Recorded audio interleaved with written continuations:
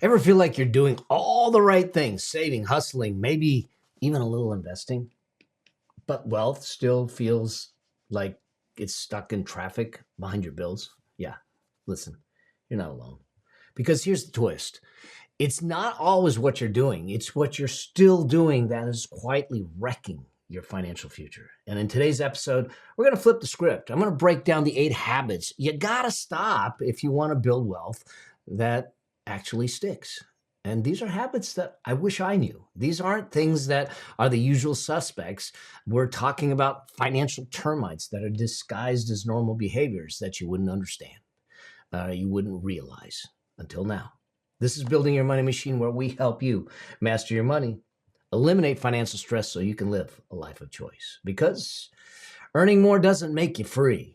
A money machine does. And that freedom, it doesn't start with your next raise. It starts the moment your money works harder for you than you did for it. Think of this as financial education with a side of sarcasm and a whole lot of heart. And I'm your host, Mel Abraham. And listen, when I started out, I thought success was some beautiful spreadsheet, a corner office that nobody could talk to me and I could just sit there and do it. But fast forward 30 years as a financial expert, an entrepreneur, and a mentor, let's just say I've learned the hard way, and sometimes fun, that money without meaning is like a treadmill with a view. You're moving, you're getting sweaty, but you're not really going anywhere. So if you're ready to stop sabotaging your wealth, one well-intentioned mistake at a time, let's do this. Everyone is obsessed with what to start doing to build wealth. Start budgeting, start investing, start that third side hustle and caffeine addiction to match. But let me tell you something.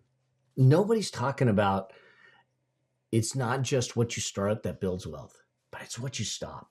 And so in this video, I want to break down 8 habits that are effectively termites to your financial house. They're quiet, they're hidden, you don't know what's going on. And by the time you notice it, the foundation is already cracked. All right. And these are habits that I dealt with. And these are habits that I wish I would have known and got rid of a lot sooner than I did.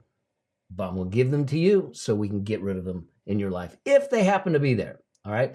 And if you're trying to figure out where you are in this journey to financial freedom, I actually have a financial freedom quiz. It's totally free. If you want to understand where you are, go ahead and go to yourfinancialfreedomquiz.com, and I'll put the link below. Take the quiz. You'll get a chance to understand where you are in the journey, what your next steps are, and what are the things to be aware of. All right. With that, let's jump in with habit number 1. The first thing is to stop worshiping good debt like it's a financial salvation. Yeah, you heard it. There's good debt, there's bad debt. In fact, even I say that there's productive debt, there's destructive debt. But then again, there's also good cholesterol. And yet, I'm not necessarily going to order a second helping of that at dinner. You can call it good debt, but it doesn't mean that any amount of good is good. In other words, we can overdo it. In fact, think about this. Water's good for you. Too much water can get you sick, get you ill. All right. So when we talk about debt, what I want to do is understand first off that there is good debt, bad debt, productive debt, and destructive debt. There's a difference. Here's how I look at it. Destructive debt or bad debt is the debt that you're using to finance your lifestyle. It's the lavish vacations. It's the 7-year financing on cars. It's the big screen TVs that you can't pay for in cash. And Lord knows if you're using Klarna to pay your DoorDash bill, you're financing your dinners. That's bad debt. That's a problem. All right. So we're not talking about that because there's other folks, including myself, that say, hey, there's good debt, there's productive debt. And that's the debt that you go into to produce cash flow to build wealth. Things like maybe a mortgage on a rental property or a loan on a piece of equipment that's going to generate income. Those kinds of things can happen. But when you do that, it's not without risk. There are 2 personality traits that all debt has, no matter whether it's good debt, bad debt. And that is one, is that it all costs. There is an interest cost to debt, okay? but it also all stresses. Good debt, bad debt, doesn't matter. It's going to stress you financially. It's also going to stress you psychologically, the burden of that. And so when you look at it, and I see it going on now where you're only 5% down, why did we end up in the situation in the 2008 financial crisis? Well, part of it was because there was bad loans. Part of it was because they didn't qualify people for the loans and they just gave money out freely. And then when the house of cards came tumbling down, it came tumbling down with it. Part of it was because people over leveraged their properties. So they took on debt, no money down, 5% down. And when there was a decline in the value, now all of a sudden there was more debt on the property than there was asset value. And now they were negative and they couldn't carry it. And now all of a sudden they're in trouble. Now, if you follow the wealth parity ladder and you have the proper rungs, what you're doing to make sure that you're safe, you have the unshakable foundation, and you do the debt properly, you'll be okay. But the problem is that when you over leverage even good debt, you can get yourself in trouble. It's exactly why Dave Ramsey ended up in bankruptcy. And he's a huge proponent in the personal finance space, and he's done some amazing work. Now, he is completely debt averse. He thinks all debt is the devil. I'm not of that school of thought, but I understand that if you over leverage and you take on too much debt and you don't have the liquidity to carry it, or you have one hiccup on the journey, then you're living in a mirage that's going to come down and everything. So this first one is to stop worshiping the idea of just good debt, because good debt can turn into a bad situation if you take on too much of it or you're not properly doing it, okay? The second habit is, and this one was a big one for me, is to stop wearing busy like a badge of honor. Movement doesn't mean progress. Busy isn't a goal. It's not noble. It's not heroic, okay? If your calendar looks like a toddler's coloring book, you're not productive. The greatest asset, the most finite asset we have is our time, okay? Is our time. And so how are we using and allocating our time to get the most value out of it, the most benefit out of it, the most joy out of it, the most fulfillment out of it? The true wealth should be measured in time and not money. How much agency do you have of your time? I literally used to be proud of the fact that I worked 14-hour days. There was one time that I worked so late when I was working in that downtown Los Angeles consulting firm. I worked so late that when I went out to get my car, the parking garage was locked and I couldn't get my car. I had to go back upstairs, sleep on the couch that night until they got back in the morning. I could grab my car, run home, get showered, get changed, and then come back to work. Now, I ask, does what I'm doing work without me? And that's the thing that we need to start to look at, is say, at some point, now when you start out, you're putting labor in, you're putting work in, you're doing all the things. I get it. That can be a season in your life. It can't be sustainable. It's not sustainable. Okay. So what can you do to build the skills, to build the infrastructure, to build things around so the things you do are driving the needle? And it's the needle to get results, but it's also the needle to joy and fulfillment. If not, it's just work. It's not wealth. And you got to look at it through those eyes. When I came back from the cancer and I decided to come back to do what I'm doing, which I feel called to serve. This is a chapter in my life, which is a chapter of service. And it's why I have the show. It's why I'm out speaking around the country. And I wrote the book and all the things. I sat with the team members that I were bringing on. I said, here's what I'm doing. I need to focus in on the $1,000, $10,000 tasks. Those are the only things I want to do.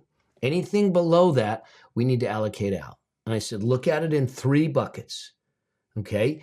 I want to create. I want to relate. I want to deliver. That's it. I want to create content that matters. I want to relate to my audience and have conversations with them. And I want to deliver value, results, and a journey to help everyone find the path to financial freedom, because I truly believe that it is your birthright. And so the rest of the tasks, anything that doesn't fall under that or is below the $1,000 kind of value perspective, I'm either going to delegate, eliminate, or move on. That's where I think we need to get to. Now, at the beginning, maybe you can't get there, but remember, it's a season, and find your pathway there. Don't get acclimated to thinking that a 14-hour workday is a badge of honor. All right. Habit number 3, stop waiting for the perfect time. Okay. There is no perfect time. Well, there is a perfect time. People will ask, Mel, is now a good time to invest? The market's at an all-time high. I go, well, have you been investing before? No, I haven't been investing before. Then now's a good time. Now, I didn't tell them what to invest in, but the point is that what drives wealth is the fact that you're participating in the wealth building journey. And the way you participate in the wealth building journey is you put your money to work for you. That means you're taking on risk. So we have to do it smart so you don't flippantly just speculate, gamble, and do those things. But we have to first get over the threshold of saying, I'm willing to invest, that I know that there is no perfect time I'm going to get in the game. Think about this. There was a study done, it was 20 years, that ended in 2023. So what is that? 2002, 2003 to 2023, where if you put $10,000 into an S&P fund, S&P 500 fund, that $10,000 would grow to $65,000 if you did nothing with it. It would have grown during that time frame. If you tried to get in and out of the market, and during that 20-year period, you missed 10 of the biggest days in the market, the 10 of the best days in the market. That is one day every other year, 10 days only out of 20 years. That 65,000 was less than 30,000. It's cut in half because you missed 10 days, because you weren't on the field playing the game, because you were on the sidelines watching the game, because you were sitting in the stands. And you know, the crazy thing is, 7 of the best 10 days during that time period were in down markets. So you can't predict it, okay? That's sitting back and saying, hey, that's like waiting for a toddler to stop asking the question why. Beautiful in theory, but it never comes to real life. And so whether you're starting with $5, $10, $100, you have to step on the field and play the game if you ever intend to win the wealth game. I made a big mistake early on in my career because I didn't understand the things I understand today. I sat in an audience when I was young or younger, and there was a commentator up on the stage talking about what was to come in the economy. And he was creating this fear, and that fear hit me. And I literally didn't even let him finish his lecture. I got up, I walked out to the lobby. I called my stockbroker at the time. I said, put me in cash. I don't like what's coming, and I'm scared of what's coming. And so put me in cash. I don't want to play the game anymore. And I got off the field. Here's the problem is I had excuses to not get back on the field. Had excuses to not get back in the game because the excuses were either, well, the market's been going up and now I missed the up run, so I'll wait for it to come down. And then when it came down, I looked at it and go, oh, the market's going down. It's probably going to go down further. I don't want to get in. And I sat on the sidelines for well over a decade. And I recently went back because I'm a numbers nerd and said, what would have happened if I did what I was doing before that, investing my $700 a month, $750 a month during that 10-year period and just kept the money in and then kept doing that all along. It was a staggering number. What that fear cost me, that sitting on the sidelines cost me because I was waiting for the perfect time, is that my net worth would have been millions of dollars, $3 million more if I just stayed on the field, stayed in the game. So in this habit, this is about, there is no perfect time. Start small, start early, stay in, stay often. That's it. All right. Habit number 4, stop letting lifestyle upgrades feel deserved. Here's what I mean. Got a raise? Congratulations. I totally get it. That doesn't mean that everything gets upgraded. It doesn't mean that you now go get a better car or a fancier watch or a massage chair with Bluetooth or a bigger home. See, lifestyle creep, it's like a mold. It's silent, it's sneaky, and by the time it smells, it's already spread. It's already done the damage. Okay. Now, hear me out here. I am not saying not to celebrate. I am not saying not to reward yourself. When I come into info, when I work with clients, and when I'm working in consulting and mentoring, when we have a success, then we carve off a piece to celebrate. And then the rest we put to work for us so we can have more celebrations down the road. But one of the keys is to look at it this way, is I'd like for people to define what the reward will be before the success happens, before the windfall comes in, before the raise comes in, before the bonus comes in. Because when you do that, you take away the emotional idea of spending. Because now all of a sudden, this newfound money, you're going, whoo-hoo, I found the money. You know, it's interesting. I've got someone that I'm having a conversation with this week because unfortunately his mom passed away. We were high school buddies, and his mom passed away, and he inherited some money, and he's now, you know, parentless. And that I know the feeling because my mom passed away in September, and now, you know, I'm the oldest in the family, which is kind of scary. But one of the things I'm going to tell him to do is to do nothing, because what happens is that when we get a lump sum of money, it comes with emotions, excitement and joy and all these things. And sometimes when our emotions are engaged in the process of money, we don't think straight.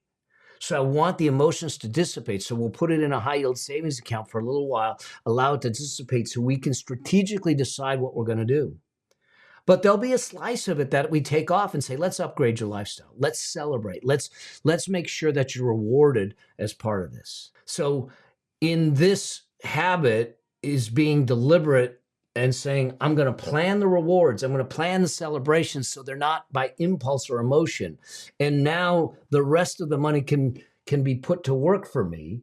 So it develops and creates a bigger nest egg down the road, bigger celebrations down the road, and more freedom down the road to make that happen. And maybe you don't know exactly what that freedom is, but that's why I have that Freedom Zone quiz, so you can start to look at where you are in that journey and what to do next. And so you can click that link to get a hold of it down below and see where you're at on it. See what your next steps are. All right, habit number 5. Stop thinking in the terms of monthly payments. Instead, think of total cost. This is something that, oh my gosh, everyone has figured this out. Marketers have figured this out. Car salesmen have figured this out. Think about this. You go on a car lot and you walk on, and what do they ask you? They don't ask you what car you want. They ask you what payment are you looking for. See, they realize that if they can get you to start talking in payment, first, it's not a $50,000 car. It's just $300 a month. Yeah, well, they didn't tell you the rest of the math. $300 a month for 8 years. Plus, you got to have a down payment or you have a residual at the end. So they don't give you the total cost. But what happens is that we start to do payment math. And we go, well, it's only $300. It's only $100. The buy now, pay later mentality, it becomes something that we start to stack payments on too much, which is what I did. Between credit cards, between installment sales, back in the day, we didn't have buy now, pay later. We had layaways. So that meant that we pay, and if we don't pay, we don't get the item. Okay, so we didn't really get the item until we finished paying for it. Okay, but that the kind of thing is that it's the wrong kind of thinking, because you could buy a $50,000 asset and you're paying $300 a month for the rest of your life at an interest rate. And you're comparing it to a date night at freaking Chili's, but you're buying a yacht or something. It just doesn't make sense. The important thing is for us to understand the total cost. How much, if I wrote a check for it in cash, would it cost? How much is it going to cost me if I take these payments? Total cost. And then think about the opportunity cost of that money. Because every dollar you put out today is a multiple of dollars in purchasing power in the future that you give up. Okay. If I put $1 in an investment at 20 years old, it goes up over 80 times. So $1 at 65, at 20 years old, at 65 turns into 80. You know, $10,000 or $5,000 turns into $400,000. So the purchasing power lost of a $10,000 payment or cost over time becomes dramatic. I want you to start to think in terms of total cost, total opportunity cost, and lost purchasing power. Not so you don't do it, but so if you do make the purchase, if you do go into the game, you don't do it because you are looking at it from a payment standpoint. You do it fully conscious, fully aware, fully intentional, understanding the total cost and what you give up to do it. Okay. And you then start to understand, how much of my future am I giving away for today's convenience? All right. Habit number 6, stop tying your identity to what you earn. And this is a big deal, I think, today, especially in the social media world that we're in, because people are parading what they are saying is their real life. And I can tell you from knowing some of the truth behind it, a lot of what you're seeing on social media is not the reality. There's a lot of people saying that they're making money, but they ain't keeping it. They're not free. They're stressed out. They're in worlds of debt and worlds of hurt. Okay. But when you start to attach your identity and your self-worth to your net worth, to your income, that's not wealth. That is an emotional lease that is going to destroy you. Because when the market goes up, your self-worth and your identity goes up and it becomes stronger. And when the market goes down, you go down with it. See, when you do it that way and you attach your self-worth and you attach it to this, you're not building a life. You're playing financial Jenga. And if you aren't careful, then it erodes your relationships. It erodes the quality of your life. It erodes your mentality. And I've seen people, when they ended up in a bad financial place, take their life. I mean, in worst cases. So your value isn't your paycheck. It isn't your bank account. Okay. Your value is something completely separate. And our identity needs to be tied to those things outside of us, the things that matter to us, because the bank account will go up and down. When I lost 1/3 of everything I owned in that Ponzi scheme, trust me, my identity as a financial advisor, as a CPA, was in question. But I had to realize that the only thing that was gone was the money. Who I was, what I was capable of doing, the skills, all that stuff were not gone. So if you find that there's this emotional roller coaster that, depending what's in the bank account, that you feel it's defining who you are, we need to work on that. Habit number 7. This will feel counterintuitive, but stop obsessing over every penny while ignoring the big picture. Look, do I love financial clarity? Absolutely, I do. Okay, but tracking every $4 latte every morning while ignoring the fact that you are buried in debt isn't going to help. I mean, it's like sitting back and saying, hey, I'm just going to rearrange the spice rack on the Titanic. Looks great, but the boat is sinking. Okay. Work on the things that actually matter. Your big financial decisions are the things that really cost. The cars, the homes, the colleges, the student loans, all those big picture things.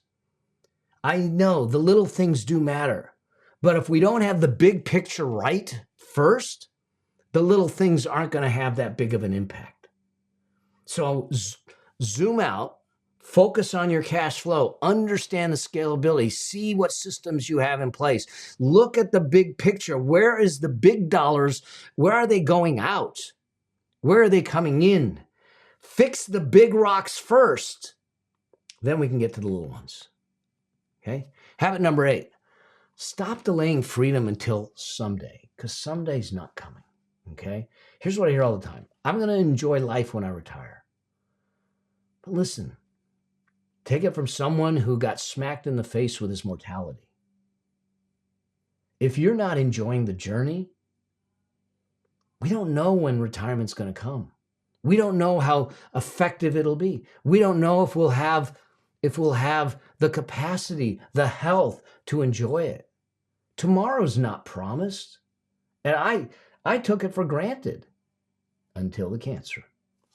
And so this idea of freedom is, yes, there is financial freedom. Yes, we have to build it to have that kind of freedom. But at the same time, when we build a plan, when I do like a money machine master plan for my clients, one of the things that are important is to say, let's make sure that we have the joy points in there, because it is important for us to enjoy the journey to financial freedom.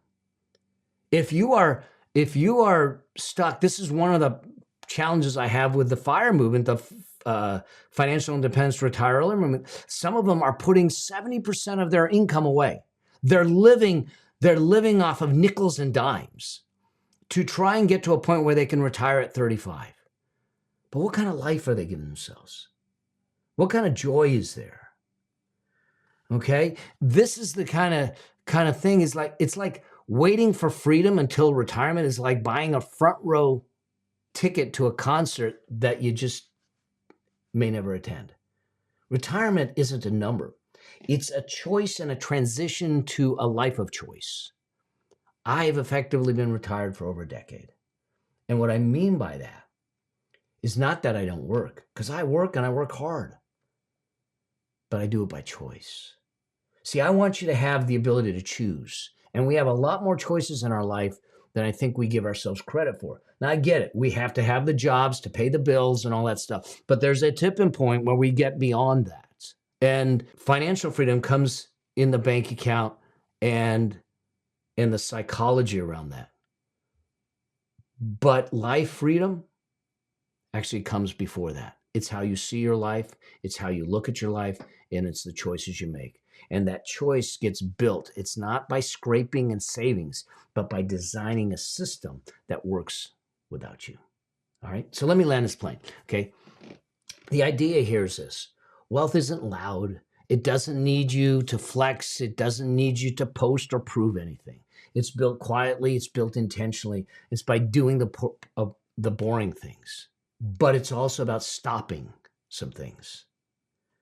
It's about stopping renting your freedom. It's about stopping allowing other things to drive the things that you're doing. It's about stopping some habits, because 80% of your wealth creation is about behaviors, habits, and decisions. So if we can carve out some of the bad habits that I had that were slow erosions of the quality of my life, the freedom and the wealth, we start to move ourselves towards the path of where we want to go. So I hope that this helps. I hope you start to look at this. Do me a favor. Let me know down below by telling me which one of these habits kind of hit home. I'd love to hear from you. I'd love to have a conversation around it and see what happens. And remember that if you want to try and figure out where you are in the financial freedom journey, take the Financial Freedom Zone quiz by going to yourfinancialfreedomquiz.com and take the quiz. It's totally free, and you'll get a special report on what to do next, where you are, and what it means. All right. Until then, all right, stay with me. Let's have this conversation. And I hope to see you on your path to financial freedom. And until I do, always strive to live a life that outlives you. See you in the next one. Cheers for now.